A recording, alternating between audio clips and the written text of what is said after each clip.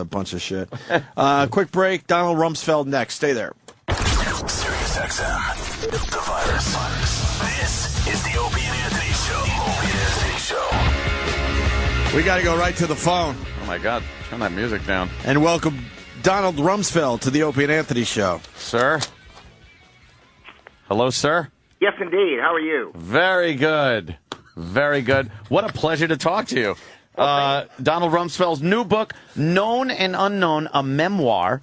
I've been looking through this. Fascinating stuff because you have been a part of history in this country for many years, known many presidents. Welcome to the show, Mr. Rumsfeld. Well, thank you. It's a little embarrassing to discover that I've lived 1/3 of the history of our country. 1/3 the history, and been involved in a lot of things that have gone on through history. Very Indeed. important. I want to mention that all the proceeds that I received from the book are going to go to the troops and their families. Oh, that's nice. I thought what you were going to mention good. was you know exactly where we live, and to be nice. Oh, Opie. It's not. Where are you right now? Are you just at home?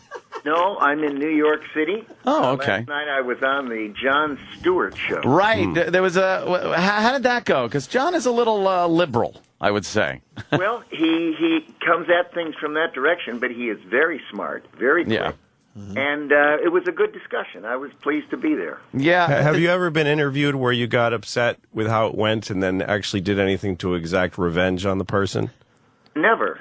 Why would he do that, Louis? I don't know. That's Louis C.K. Because you know, if you're a man of power, it's got to be an interesting thought at least. No. What you do is you think to yourself, what might I have done differently? You've got to expect people to come at you because in our wonderful country, everyone can have their own opinion, and goodness knows they can have intense opinions. But I find that if they have intense opinions that are opposite to mine, there's an awful lot of people who have intense opinions that are very much like mine. Now, you have been in front of a lot of the press over the years, and you've learned how to kind of deflect certain questions and handle the press. So I guess interviews are pretty easy for you?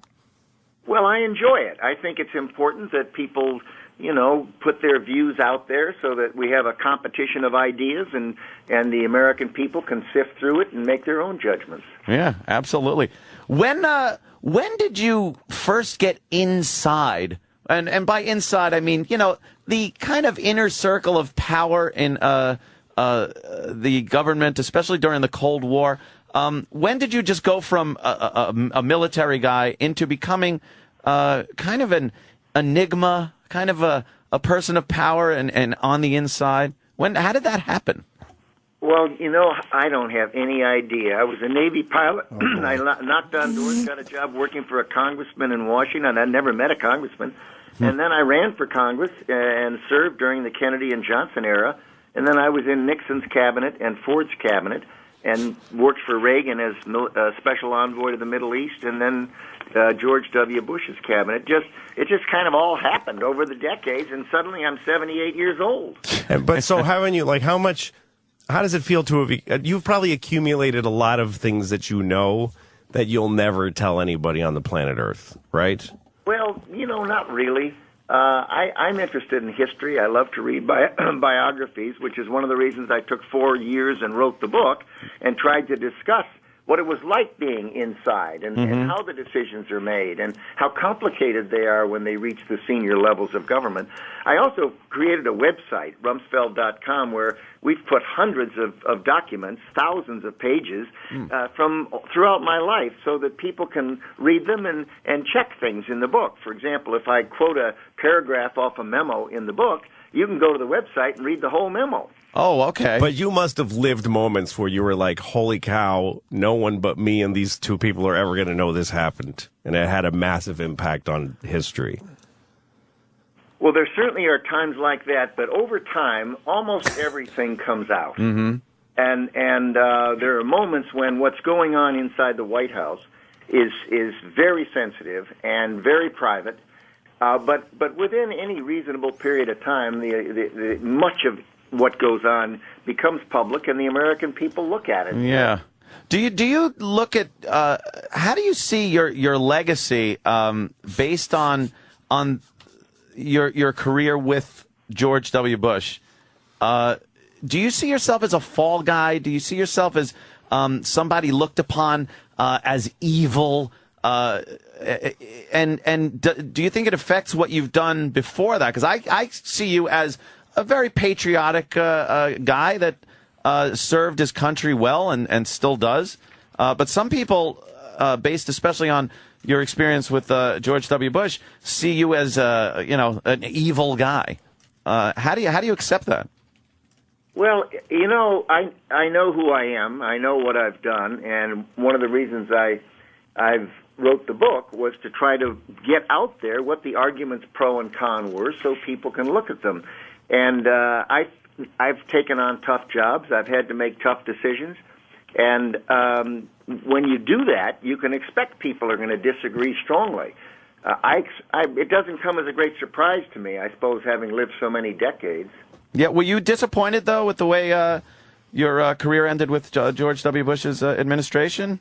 No, I think he made the right decision, and I made the right decision. I think once one of the houses of Congress went to the other party, the next 2 years would have been hearings, and, people would have tried to go after the Bush administration through me, and I decided it would be better for the military, better for the Pentagon, better for the president and the administration if I left, and the president and I were very much in agreement. But doesn't that kind of leave you hanging out to dry, is what I'm saying, and looking bad, like you did something very wrong?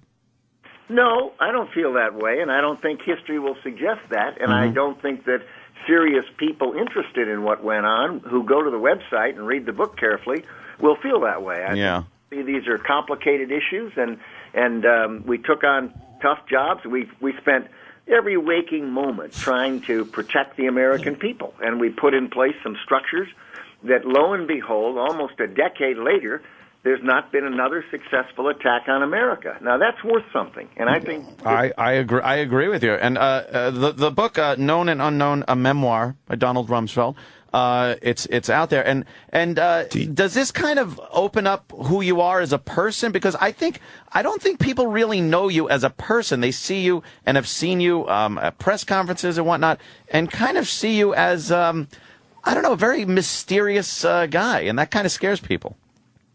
Well, I don't feel mysterious. I think what you see is what you get, and I think that the book, it does open up my life, my family life, my circumstance, where I came from a small town in Illinois, went to college on a scholarship, and was a wrestler and a person who loves the country and is so grateful to have had so many opportunities to serve. It's interesting, though, because there are people who think, here's a guy who met Eisenhower as a congressman, right? I was running for Congress, exactly. And worked for Ford and Nixon and Reagan and both Bushes. And there's still those people out there that think, Rumsfeld and Dick Cheney are actually lizards. Who, literally, there's people that think they're lizards from outer space. Yeah, that's true. Who eat human flesh. I don't know if anybody's ever asked you directly, sir, but are you a lizard? I don't think. Are you actually? Can you just please give that a straight answer? Are you a lizard person? Louis a little left-leaning. No, sir. I'm not. Let him answer. Are you a lizard? Here's the short answer. Yeah. I'm in New York City. I walk down the street, people walk up, shake hands, stop me, they want an autograph. He's a lizard. Want to get a photograph with me. Go to eat last night at dinner, and Joyce and I were sitting there in the little Italian restaurant, and a man came up and said he'd like to buy my dinner, and I refused. And it turns out I paid for my dinner. The next thing I know, the waiter comes back and said the man insisted to pay for your dinner, and here's your canceled receipt for paying. Oh, wow, that's very nice. There's plenty of people that... You didn't answer the question. He's not going to dignify... I think you're hanging around with the wrong people. He's not going to dignify an answer to, are you a lizard, Louis? Why not? Because he's not a lizard. What is the story about getting somebody paid for your dinner? I would pay for a lizard's dinner. I think I understood the fact that there are people out there that appreciate what he's done as a leader. And there's plenty of evidence that this guy is a well-decorated and appreciated American. and he has patriot? more credibility than almost anybody. Exactly. But I just want to know if he's a lizard. He's not a lizard. Stop it. I want to apologize, Mr. Rumsfeld. Louis C.K. is a stand-up comedian, and I do not share his ideology one iota. Matter of fact, we're meeting him for the first time. We don't even really know him. Yes. So we apologize. Exactly. It's usually just me and Anthony, but we said, Exactly. what the hell, we'll try out this local comedy.